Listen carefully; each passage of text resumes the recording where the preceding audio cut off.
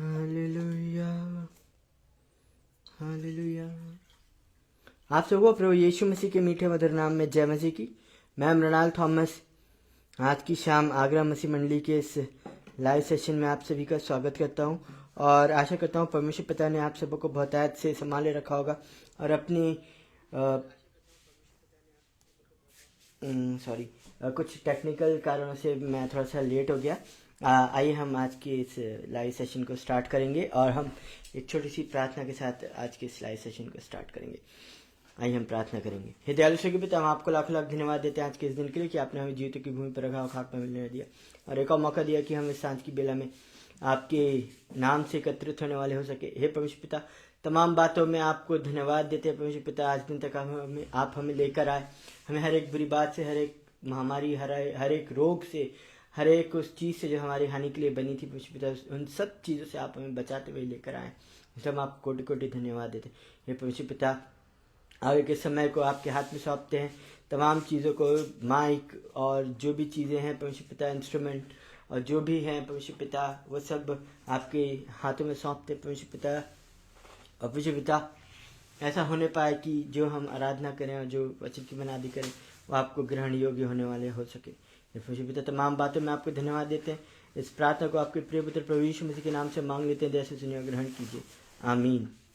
आइए मेरे प्रियो, हम कुछ गीतों के द्वारा परमेश्वर की आराधना करेंगे और मैं आशा करता हूँ कि ये गीत आप सबों को भी आते होंगे। यहोवा चरवाहा मेरा,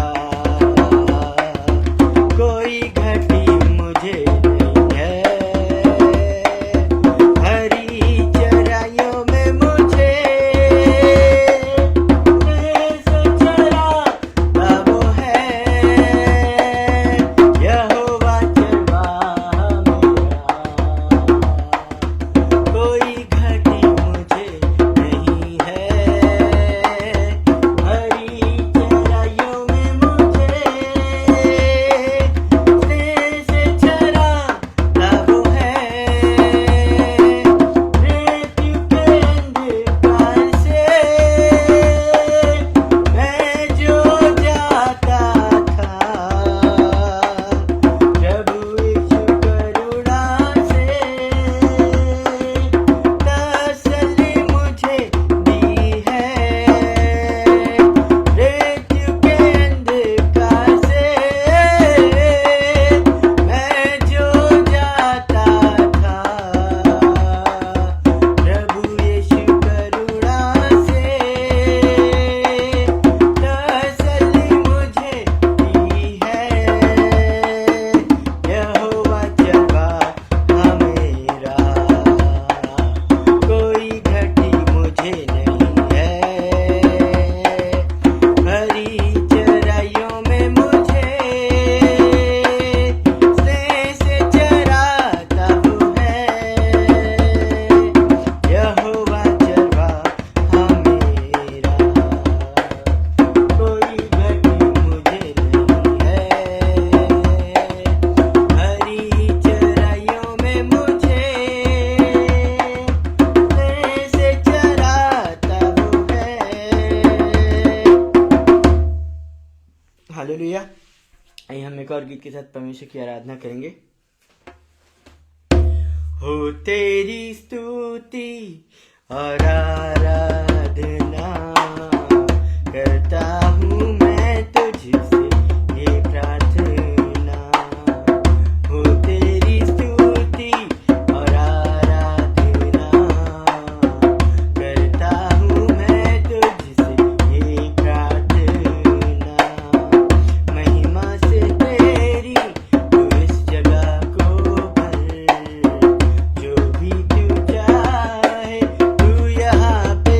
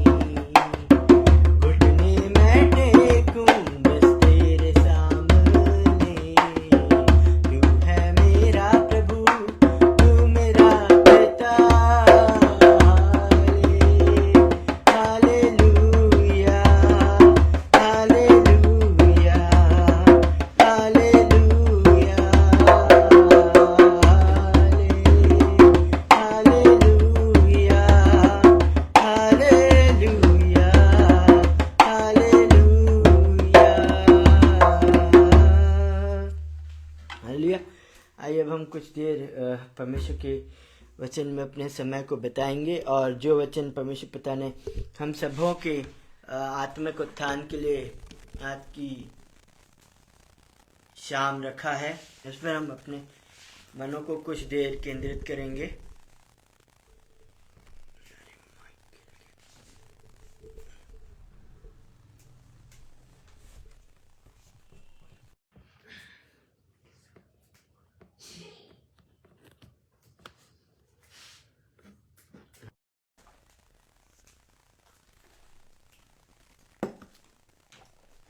आज का वचन जो है वो पाया जाता है मत्ती रचित सुसमाचार उसका 6वां अध्याय और उसकी 24वीं आयत, जहाँ पर परमेश्वर का वचन इस प्रकार से बोलता है, कोई मनुष्य दो स्वामियों की सेवा नहीं कर सकता, क्योंकि वह एक से बैर और दूसरे से प्रेम रखेगा, या एक से मिला रहेगा और दूसरे को तुच्छ जानेगा।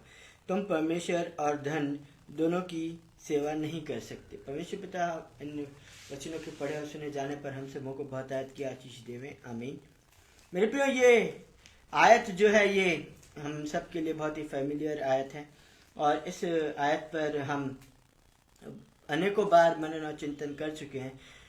ये हमें एक मेन डिफरेंस बताती है उन लोगों का जो इस संसार की सेवा करते हैं और उन लोगों का जो परमेश्वर की सेवा करते हैं। इन दोनों में बहुत सा डिफरेंस है।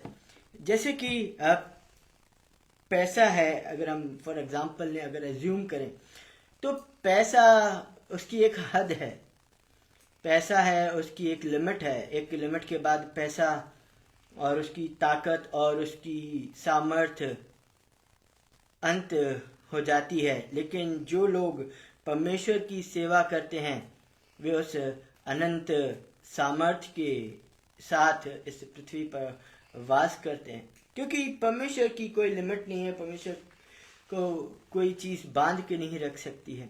अगर इस दुनिया में सबसे रईस आदमी भी होगा, उसके पास भी एक सर्टेन अमाउंट के बाद वो डिजिट्स खत्म हो जाएंगे और उन डिजिट्स तक ही उसकी सामर्थ्य ठहरती है। लेकिन जो लोग परमेश्वर की सेवा करते हैं वे उनको डिजिट्स की चिंता नहीं रहती, उनको उस फिगर की चिंता नहीं रहती जिसके ऊपर ये संसार डिपेंड करता है। बाइबल में एक परमेश्वर के दास के बारे में आज हम विचार मनन और चिंतन करेंगे, जिसको हम सब यिर्मयाह के नाम से जानते हैं, यिर्मयाह भविष्यवक्ता। यिर्मयाह भविष्यवक्ता पुराने नियम के उन प्रोमिनेंट प्रॉफिट्स में से एक थे, जिनको हम मेजर प्रॉफिट्स भी कहते हैं। वो अपनी यिर्मयाह की किताब उसका पहला अध्याय और उसकी 3री आयत से हम देखते हैं, यहाँ पर परमेश्वर का वचन यिर्मयाह के द्वारा हमसे कुछ बातचीत करता है, जिसमें परमेश्वर का वचन इस प्रकार से कहता है, इसके बाद योशिय्याह के पुत्र यहूदा के राजा यहोयाकीम के दिनों में और योशिय्याह के पुत्र यहूदा के राजा सिदकिय्याह के राज के 11वें वर्ष के अंत तक भी प्रकट होता रहा, जब तक कि उसी वर्ष के 5वें महीने में यरूशलेम के निवासी बंधुआई में न चले गए। तब यहोवा का यह वचन मेरे पास पहुंचा, अर्थात यिर्मयाह के पास पहुंचा, गर्भ में रचने से पहले ही मैंने तुझ पर चित्त लगाया और उत्पन्न होने से पहले ही मैंने तेरा अभिषेक किया। मैंने तुझे जातियों का भविष्यवक्ता ठहराया।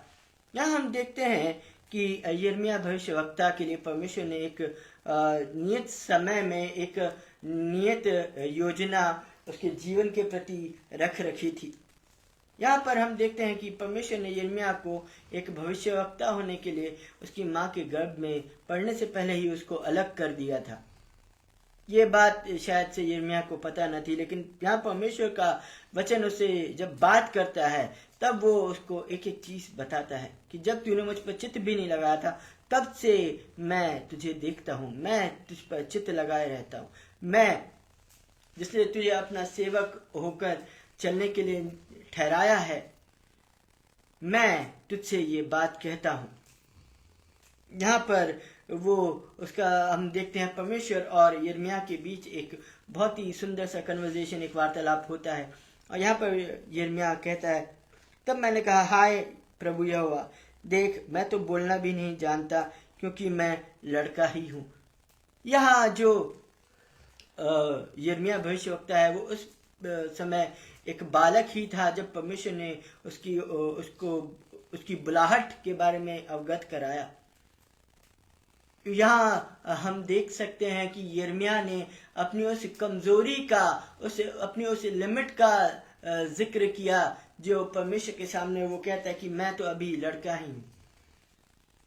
यहाँ पर परमेश्वर हमसे आज की शाम ये कहता है कि कुछ भी हो जाए, अगर हम परमेश्वर की सेवा करते हैं तो कोई भी डिजिट्स हमारे लिए, कोई भी नंबर्स हमारे लिए हमें कोई बांध के नहीं रख सकते हैं। यहाँ पर यिर्मयाह बोलता है कि मैं एक लड़का ही हूँ। अगर हम देखें तो जो परमेश्वर के दास हुआ करते थे उस समय में, वो थोड़े से बड़े हुआ करते थे, जो प्रोमिनेंट हुआ करते थे, वो आज के समय में भी बहुत ही उम्र दराज लोग होते थे, जिनको परमेश्वर के साथ चलते चलते बहुत ज्यादा एक्सपीरियंस हो गया होता है। वो परमेश्वर के प्रोमिनेंट दास के रूप में संबोधित किए जाते हैं। और यहाँ हम देखते हैं यिर्मयाह परमेश्वर से बोलता है कि मैं तो अभी एक लड़का ही हूं। यहाँ परमेश्वर से कहता है, परंतु यहोवा ने मुझसे कहा, मत कह कि मैं लड़का हूं, क्योंकि जिस किसी के पास मैं तुझे भेजूं वहां तू जाएगा, और जो कुछ मैं तुझे आज्ञा दूं वही तू कहेगा। हालेलुया। यहाँ यिर्मयाह बहुत ही इनसिग्निफिकेंट बात कहता है कि परमेश्वर ने उसको भविष्यवक्ता होकर ठहराया है, अतः वो जो है वो भविष्य की बातें वो लोगों को बतलाएगा। लेकिन हम देखते हैं कि परमेश्वर ने जो यिर्मयाह के बारे में जो स्पेसिफिक चीजें थी, जो स्पेसिफिक कुछ बातें थी, वो परमेश्वर ने अपने तक ही सीमित करके रखी थी। जब हम देखते हैं यिर्मयाह के बारे में, उसने बहुत बड़ी बड़ी भविष्यवाणियां करी है। प्रभु यीशु मसीह के बारे में भी उसने भविष्यवाणी की है। लेकिन यहाँ परमेश्वर यिर्मयाह के खुद के जीवन के बारे में बोलता है कि जहां कहीं मैं तुझको भेजूंगा वहां तुझे जाना होगा, और जो मैं तुझसे कहूंगा वो तुझे कहना पड़ेगा। ये एक परमेश्वर के दास होने की खूबी होती है। यहाँ अगर हम देखें तो परमेश्वर का जो दास होता है वो अपने उस मालिक का वर्ड बाय वर्ड अनुसरण करता है। यहाँ परमेश्वर भी यिर्मयाह को लड़कपन से वो बात समझाता है।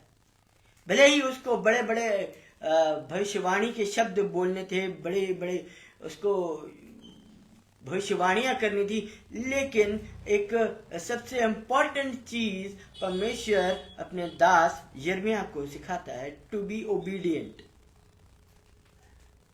To be obedient for the master, अपने भेजने वाले के प्रति आज्ञाकारी होना। हम में से कई लोग आज भिन्न भिन्न सेवाओं में हैं, भिन्न भिन्न कई चीजों में हैं। कई लोग संसारिक सेवा भी करते हैं, कई लोग आत्मिक सेवा करते हैं, कई लोग वचन की सेवा करते हैं, और कई लोग हम देखते हैं कि परमेश्वर के वचन को ही तोड़ मरोड़ के लोगों के सामने प्रस्तुत करते हैं।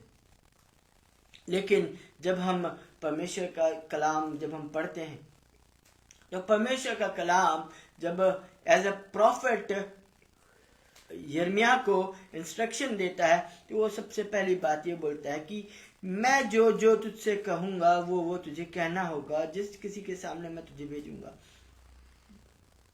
तुझे उसके सामने जाना है। तू उनके मुख को देखकर मत डर, क्योंकि तुझे छुड़ाने के लिए मैं तेरे साथ हूं। यहोवा की यही वाणी है। जब हम आगे की आयत में कहते हैं तो परमेश्वर उसे ये नहीं बताते कि यिर्मयाह तुझे किस किस के पास जाना होगा, किस किस के सामने खड़ा होना पड़ेगा, देखो किस किस विपरीत हालातों में परमेश्वर लेकर जाएगा। लेकिन परमेश्वर उसको ये निश्चिंतता देते हैं कि मत डरना, क्योंकि तुझे छुड़ाने के लिए मैं हूं। मत डरना क्योंकि तुझे छुड़ाने के लिए मैं तेरे साथ हूं। अगर परमेश्वर सब चीजें यिर्मयाह को बता देते तो शायद से यिर्मयाह अपने उस बुलावे को, अपने उस कॉलिंग को वो थोड़ा सा अदर वे में लेता।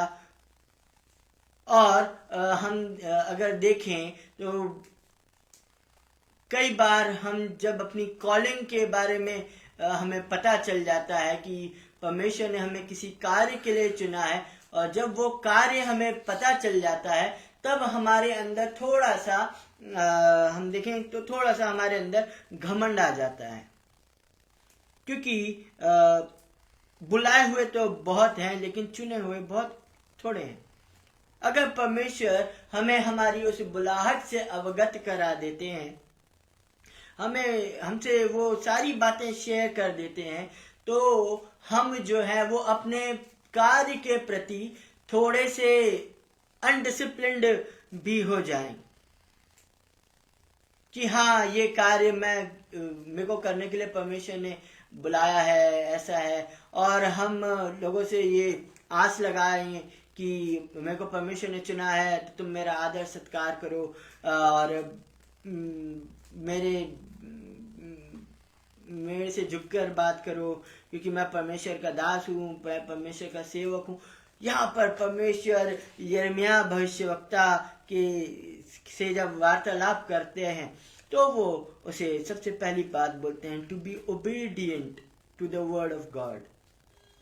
सबसे पहले तुझे आज्ञाकारी होना है। दूसरा, तुझे डरना नहीं है, तुझे भयभीत नहीं होना है, क्योंकि कोई तेरे साथ नहीं होगा। उस जगह जहां परमेश्वर यिर्मयाह को खड़ा करने वाले थे, वहां पे शायद से यिर्मयाह के साथ और कोई मनुष्य ना हो जो उसके फेवर का हो, जो उसके लिए बात करे।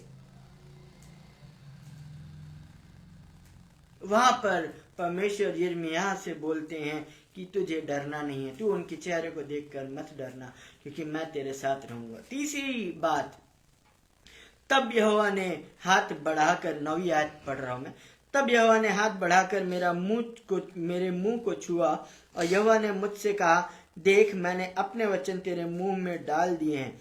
सुन, मैंने आज के दिन तुझे जातियों और राज्यों पर अधिकारी ठहराया है, उन्हें गिराने और ढा देने के लिए, नष्ट करने और काट डालने के लिए, या उन्हें बनाने और रोपने के लिए। ये है परमेश्वर का दास यिर्मयाह, जो अपने वचनों से ही सब कुछ करने वाला था। परमेश्वर ने अपने वचन को, हम देखते हैं, बहुत प्राथमिकता दी है, क्योंकि आदि में वचन था, वचन परमेश्वर के संग था और वचन ही परमेश्वर था। और वचन देहधारी हुआ और हमारे बीच में चला फिरा और हमारे बीच में उसने डेरा किया। यहाँ पर परमेश्वर यिर्मयाह की उस जबान को अभिषेक करते हैं। मैं तेरी जबान को इस्तेमाल करूंगा। तू बोलता है कि मैं एक लड़का ही हूं, मुझे बोलना नहीं आता। देख, मैं तेरी कमजोरी को ही तेरे लिए, तेरे साथ इस्तेमाल करने पर हूं। परमेश्वर ने उसकी उस कमजोरी को ही इस्तेमाल किया। वो सबसे पहले अपनी कमजोरी का बखान करता है, वो अपनी कमजोरी को परमेश्वर के सामने लेकर आता है, और परमेश्वर जो है वो उस ही कमजोरी को इस्तेमाल करते हैं। और परमेश्वर के दास के लिए सिर्फ इतने ही इंस्ट्रक्शंस काफी नहीं है। परमेश्वर और भी बातें यिर्मयाह से करते हैं। यहाँ पर परमेश्वर कहते हैं, यहोवा का यह वचन मेरे पास पहुंचा, हे यिर्मयाह तुझे क्या दिखाई पड़ता है? मैंने कहा, मुझे बादाम की एक टहनी दिखाई पड़ती है। तब यहोवा ने मुझसे कहा, तुझे ठीक दिखाई पड़ता है, क्योंकि मैं अपने वचन को पूरा करने के लिए जागृत हूँ। फिर यहोवा का वचन दूसरी बार मेरे पास पहुंचा और उसने पूछा, तुझे क्या दिखाई पड़ता है? मैंने कहा, मुझे उबलता हुआ एक हंडा दिखाई पड़ता है, जिसका मुंह उत्तर दिशा की ओर से है। तब यहोवा ने मुझसे कहा, इस देश के सब रहने वालों पर उत्तर दिशा से विपत्तियां पड़ेगी। यहोवा की यह वाणी है, मैं उत्तर दिशा के राज्यों और कुलों को बुलाऊंगा और वे आकर यरूशलेम के फाटकों में और उसके चारों ओर की शहरपनाह और यहूदा के और सब नगरों के सामने अपना अपना सिंहासन लगाएंगे। उनकी सारी बुराई के कारण मैं उन पर दंड की आज्ञा दूंगा, क्योंकि उन्होंने मुझे त्याग कर दूसरे देवताओं के लिए धूप जलाया और अपनी बनाई हुई वस्तुओं को दंडवत किया है। इसलिए तू अपनी कमर कसकर उठ और जो कुछ कहने की मैं तुझे आज्ञा दूं वही उनसे कह।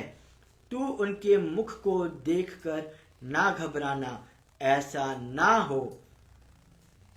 ना हो कि मैं तुझे उनके सामने घबरा दूं। मेरे प्रियो, परमेश्वर का जो कलाम है वो बहुत ही सामर्थी है, लेकिन जब हम उस कलाम के प्रति अपनी आज्ञाकारिता नहीं दिखाते हैं, जो परमेश्वर ने हमारे जीवन में जो कार्य दिया है, अगर हम उसके प्रति अपनी ओबीडियंस को, अपने उस डिसिप्लिन को मेंटेन करके नहीं रखते हैं, तो मेरे प्रियो, परमेश्वर बोलता है कि मैं खुद ही तेरे को उनके सामने घबरवा दूंगा। तू उनको देखकर मत घबराना। कई बार कुछ चीजें हैं जो हमारे जीवन में, जो परमेश्वर के जो दास हैं उनके जीवनों में अचानक से आ पड़ती हैं। मैं उस कंटेक्स्ट में नहीं बोल रहा हूँ एक जनरल कंटेक्स्ट में बोल रहा हूँ कि कई बार परमेश्वर के दासों के जीवन में ऐसी चीजें आ जाती हैं जिनको देखकर उनका मन जो है वो थोड़ा सा घबरा जाता है। कई बार ऐसी सिचुएशंस के सामने उनको आना पड़ता है जहाँ पर वो प्रैक्टिकली अगर किसी चीज को देख रहे हैं तो उनका घबराना स्वाभाविक है। लेकिन मेरे प्रियो, जब परमेश्वर हमें बुलाते हैं तो सबसे प्रथम वो हमसे एक्सपेक्ट करते हैं कि हम परमेश्वर के प्रति और परमेश्वर के कलाम के प्रति वफादार हों। परमेश्वर के कलाम के प्रति वफादार होना सिर्फ परमेश्वर के वचन को प्रचार करना ही नहीं, परंतु उस वचन के अनुसार ही अपने जीवन को भी ढालने की बात परमेश्वर का वचन कहता है। अगर परमेश्वर ये कहते हैं कि तुझे उठना है, मैंने तो अपना कार्य किया और मैं तेरे को उठा रहा हूं और तुझे उठकर सो एंड सो कार्य करना है, तो परमेश्वर के दास का ये कर्तव्य है कि उसे सो एंड सो कार्य करना है।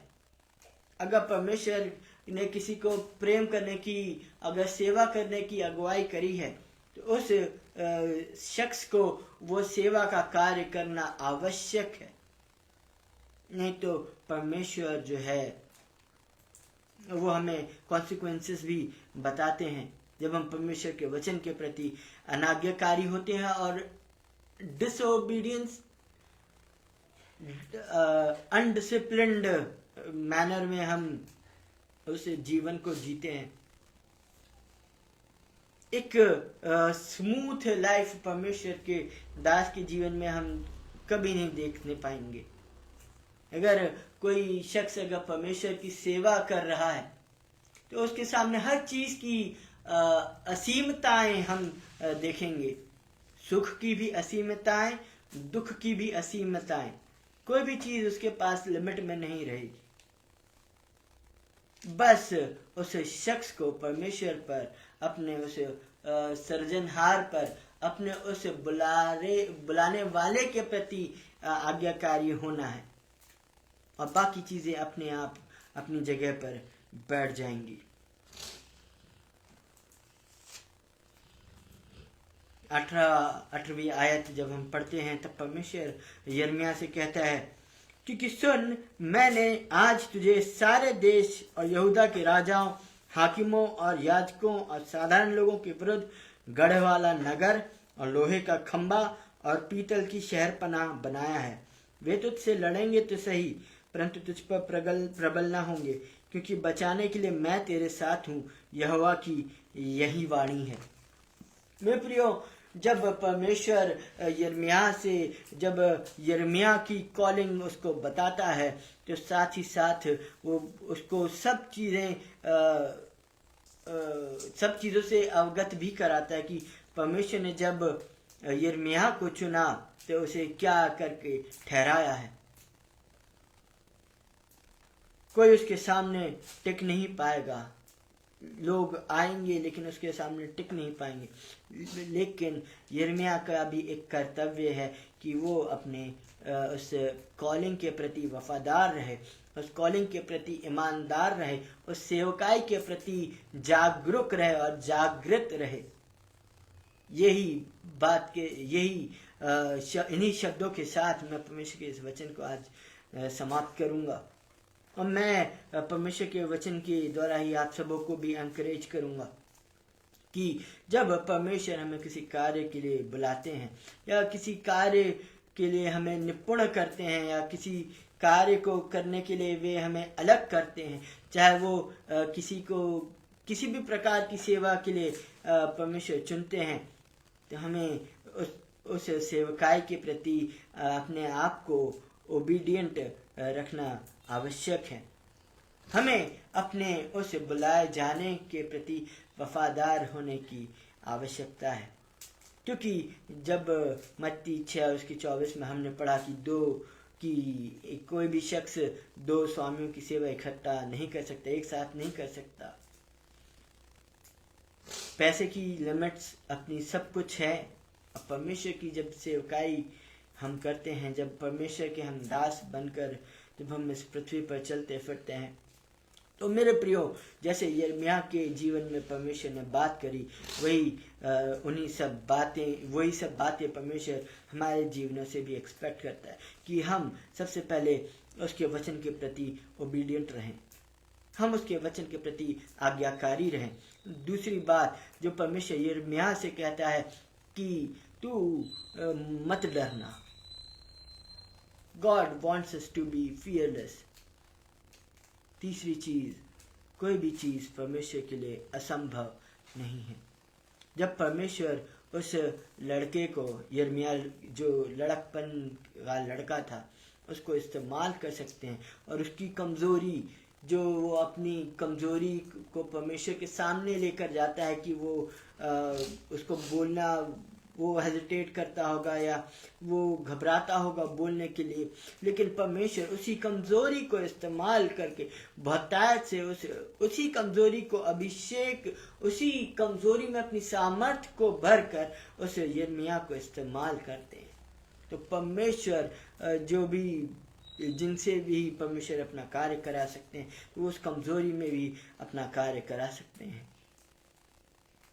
बशर्ते हम उसके प्रति आज्ञाकारी रहें और सब बातों को दरकिनार करते हुए जो वचन परमेश्वर हमसे कहते हैं उन पर अपने कानों को लगाते हैं, तो परमेश्वर हमें बहुतायत से इस्तेमाल करते हैं और हम अपने जीवनों में भी उन बहुतायत की चीज़ों को देखने पाते हैं। परमेश्वर हम सबों को इन वचनों के द्वारा बहुतायत से आशीष देंगे। आइए हम एक छोटी सी प्रार्थना करेंगे।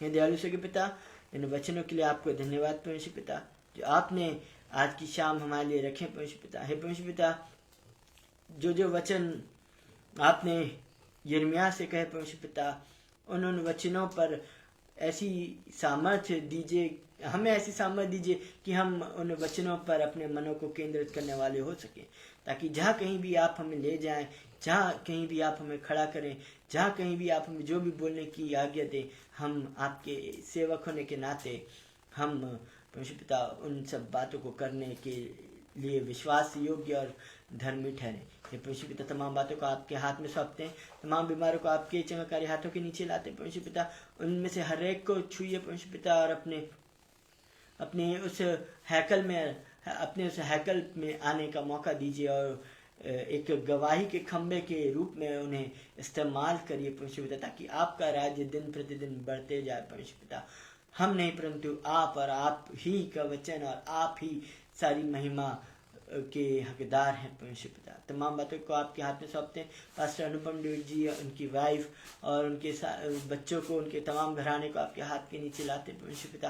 परमेश्वर पिता, जब वे आगरा मसीह मंडली पेज के द्वारा सेवा का कार्य करते हैं, परमेश्वर पिता ऐसा होने दीजिए कि जब वे सेवा का कार्य, इस सेवा के कार्य को करते परमेश्वर पिता, तो उन्हें किसी भली वस्तु की कमी और घटी ना होने पाए परमेश्वर पिता। तमाम बातों का आपके हाथ में सौंपते हैं। आने वाले जितने भी स्पीकर्स हैं, उन सबको भी आपकी पवित्र आत्मा के अभिषेक से भरते हैं परमेश्वर पिता।